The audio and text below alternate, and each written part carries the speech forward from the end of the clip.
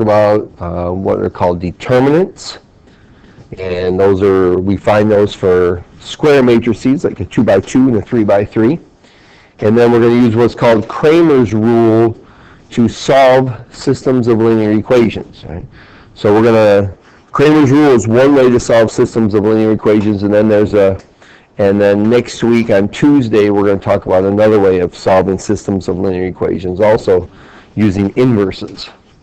So, but today we're going to use what's called Cramer's rule, and to be able to use Cramer's rule you have to be able to find what's called a determinant.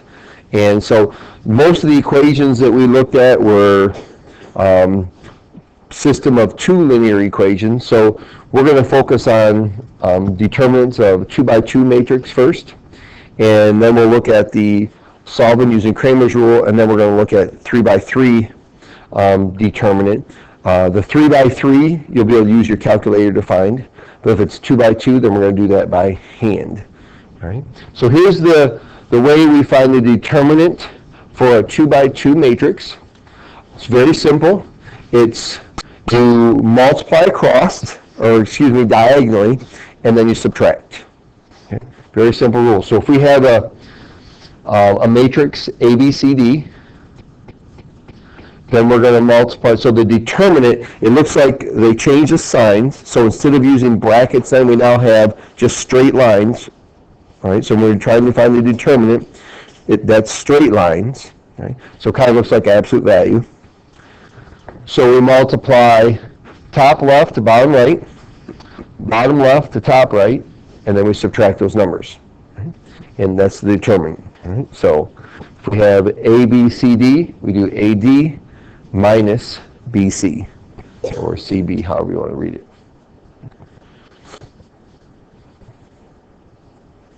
So a little bit of simple multiplication and subtraction to find the determinant.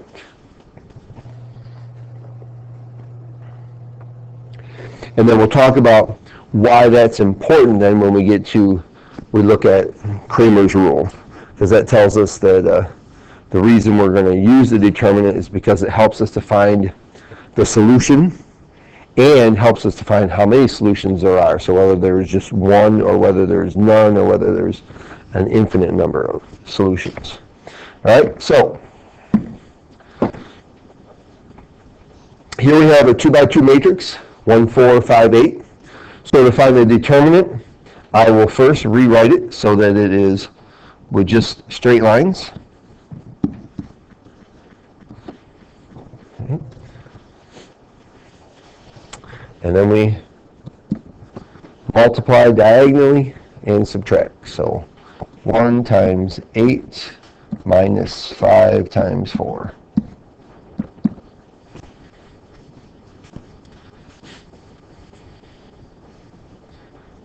So 8 minus 20 is negative 12.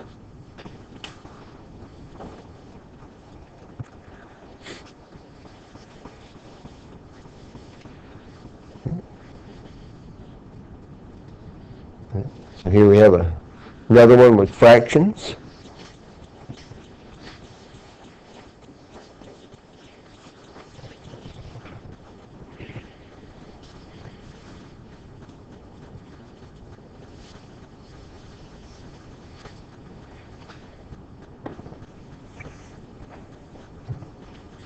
So we write it with the straight lines.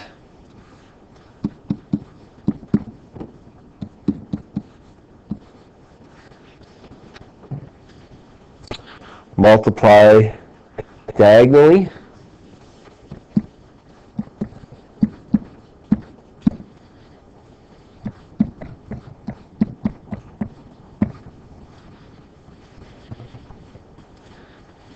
Right, and then do the math. So half of 2 is 1. Half of 1 is 1/2, so we have minus 1/2. So this equals 1/2.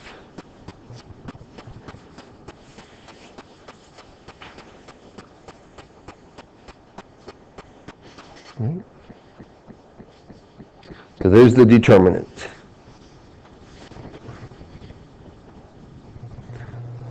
Just a little bit of multiplication and subtraction.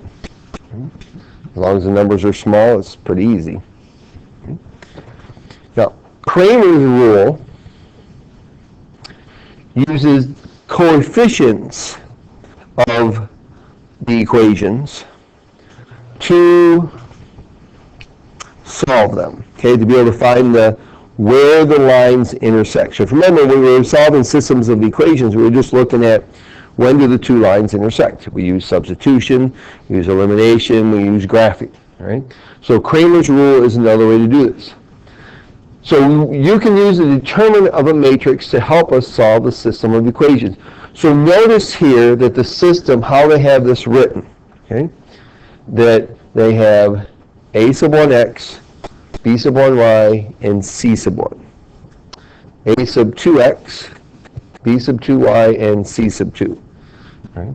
So the coefficient matrix, right, would be a sub 1, b sub 1, a sub 2, b sub 2. Right? So just the coefficients of the x and y terms. The coefficient matrix for a system of linear equations, when it's in standard form, so that means it's got to be xy equals, is used to find the determinant, right? So we have to find the determinant of the coefficient matrix.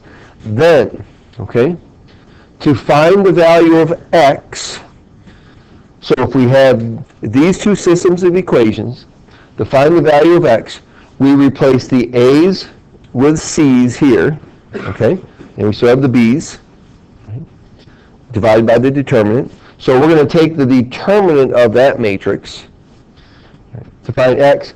To find y, we'll replace the b's with the c's, okay, and find that determinant there. All right, so we're going to be working with that. So the reason we didn't do any more practice with those on that first example is because we're going to do a bunch more here. So this is, using Cramer's rule is all about putting the numbers in the right spots, okay? It's not a hard thing, okay? Just making sure you get everything in the right spots, all right? Now, if the determinant is not equal to 0, then you have one solution, okay?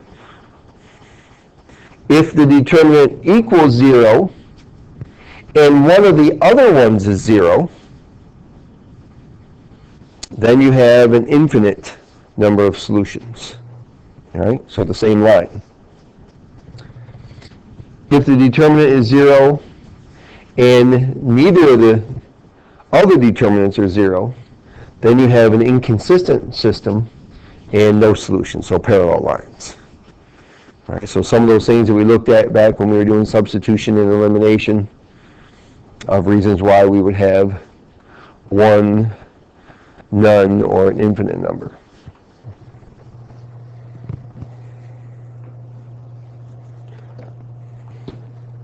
All right, so let's do a couple examples. So we want to use Cramer's rule to solve the system of equations. 3x plus 2y, or 2x plus y equals 10, and 3x minus 2y equals 8. Now, the first thing to remember is it's always got to be in standard form, so it's always got to be x plus y equals a constant, x plus y equals a constant. So if it's not in that form, the first thing you got to do is change it to so that it is. All right. So the first thing we're going to do is we're going to find the coefficient. We'll get the coefficient matrix and find the determinant of that. So we're going to find D.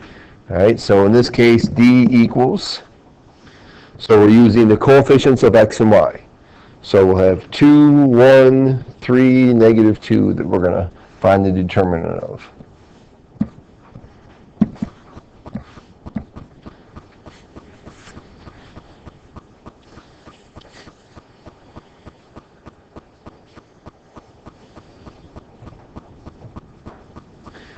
So we get 2 times negative 2 minus 3 times 1. So this is negative 7. So the one thing that's nice about Cramer's rule is that you can end up with fractions for your solutions for x and y, and it's really not a big deal because when you're using this method to do it, those fractions are just, I'm finding the numerator and finding the denominator. So. All right, so to find x, all right, so this is going to be the coordinate of x that gets us our solution. In the numerator, we're going to find the determinant of, so the values of c go in the first column, the values of b go in the second column. So we're replacing a with c. So we have 10 and 8 go in the first column, and 1 and negative 2 go in the second column. Right? And then we're going to divide that by negative 7, our determinant.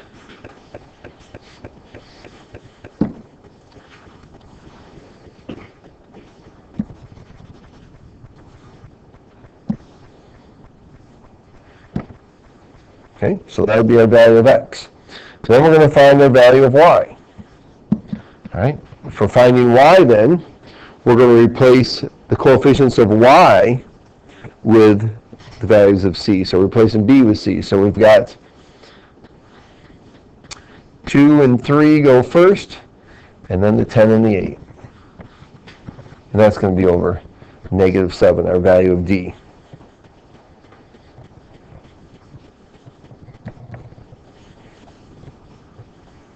All right.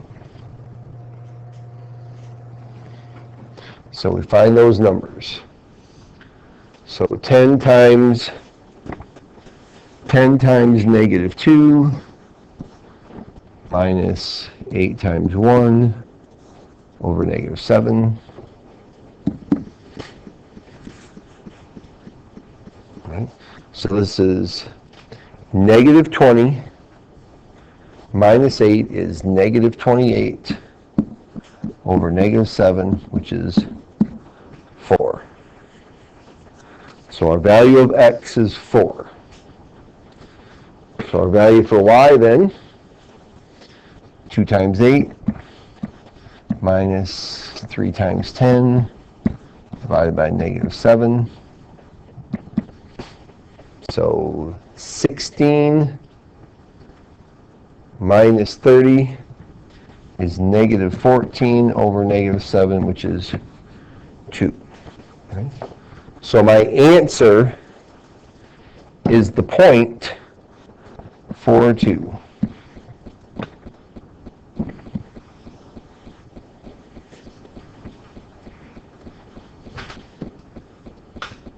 Now, how do I check that to make sure it's right?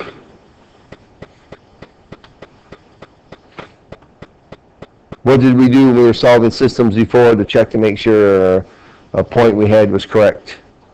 What did we do, Ellie? Put it in for the x and y. Right, put it in for x and y. So you can check it just by putting them in for x and y and make sure they work. So 2 times 4 is 8, plus 2 is 10. Yep, that one worked. 3 times 4 is 12, minus 2 times 2, which is 4. So 12 minus 4 is 8, right? So it worked.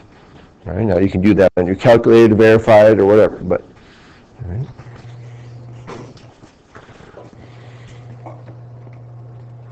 All right. So you do this one. Now remember, the first thing is, it has to be written in the form x plus y equals a constant, x plus y equals a constant. So this one you're going to have to rewrite it first before you can do it. Okay. So if you get the fact that the determinant of the coefficient matrix is 0, well, what do we know? We can't divide by 0. Okay. So because we can't divide by 0, we know then that there's either going to be no solution or an infinitely many solutions. So now we need to find out, okay, is the numerator for x, is that 0, or is the numerator for y 0? If one of those is 0, then we have infinitely many solutions. Right? And if neither one of them are 0, then We have no solution. Now, before we move on, and before we do this, okay, look at how I've rewritten it, and look at it in the rewritten form. Okay? 3 and 9 are coefficients of x's. -2, -6, look at the coefficient of y's. And my constants, -5, -15. What's the relationship?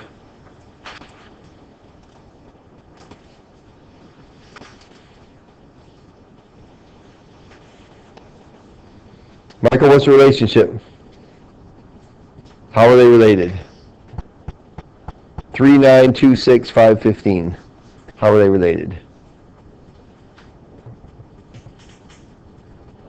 All right. Katie, can you tell us?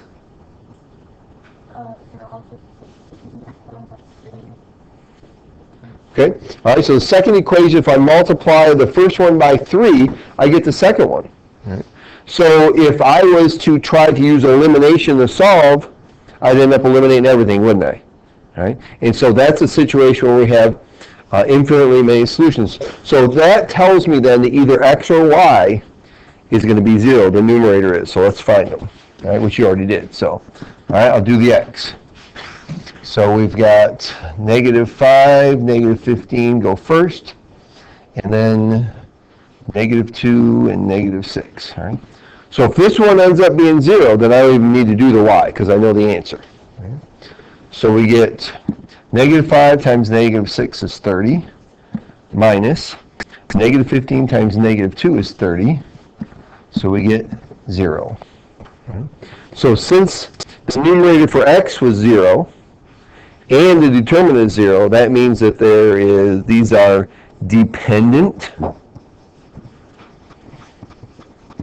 and there are infinitely many solutions.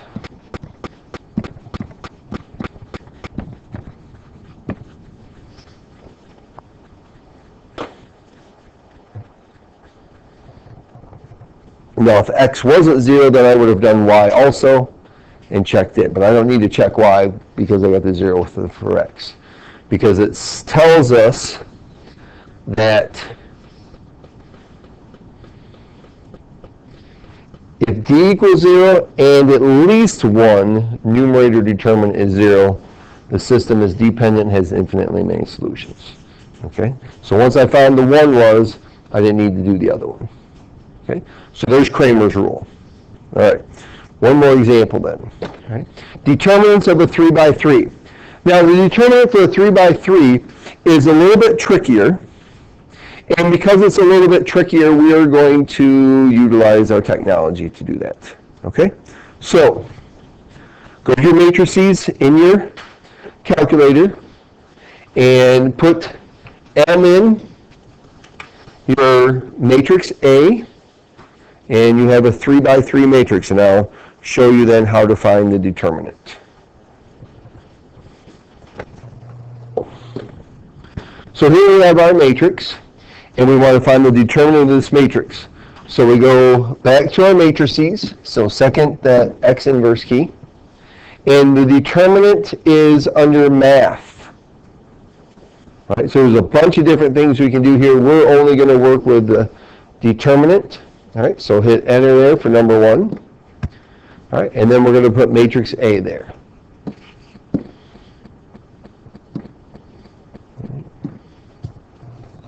And the determinant for matrix A would be negative 122.